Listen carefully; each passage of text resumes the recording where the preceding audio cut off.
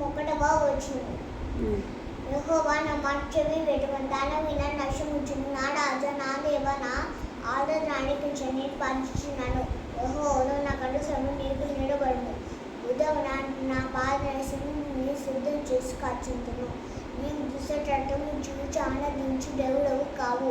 చిరుత మొక్క నీ యొద్ద చోటు లేవు. దాని కొన్ని సరిగ్గా నిలబడలేదు. పాపము చేయు అందరూ నీ వశకులు. అబద్ధమాడని నీవు నశింపజేయవు. కపటము చూపి నాడు అంత చేయించు వాడకు అవకాశకులు. నేను కృపాసనను బట్టి నీ వద్ద దూరలు పడించదను. ఈ ఏడల భయభక్తులు కలిగి నీ వస్తాను దిక్కు చేసి అంకమించదను. దేవుడు తన కోసం యెహోవా నా కొరకు పోంచున్న వాడిని బట్టి ఇంత సమాడుగా నన్ను నడిపిండు. నీ మార్గమును నాకు స్పష్టముగా కనబడుచును. వాడి నోట యథార్థత లేదు. వాడి అంతరంగు నాశనకరమైన గుంట. వాడి కంఠము తెరిచిన సమాధి.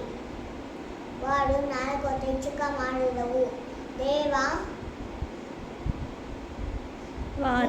వాడు నీ మీద తిరగబడి ఉన్నాడు.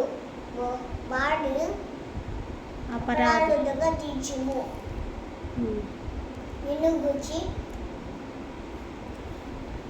వారు తమ ఆలోచనలతో చిక్కుబడి కూలుదురు గాక. వారు చేసిన అనేక దోషములను బట్టి వారిని వెలివేయము. నిన్ను ఆశ్రయించు వారందరూ సంతోషించురు. నీవే వారిని కాపాడుదు గనుక వారు నిత్యము చేరదము. యెహోవా నీతిమంతులను ఆశీర్వదించు వాడవు నీవే. కేడముతో కప్పినట్టు దయతో కప్పెదవు. కావున నామును ప్రేమించువాడు నిన్ను గూర్చి ఉల్లసిందురు. ఏదైనా పరిశ్రమ మార్గం దీవించెను గాక. ఆమేన్.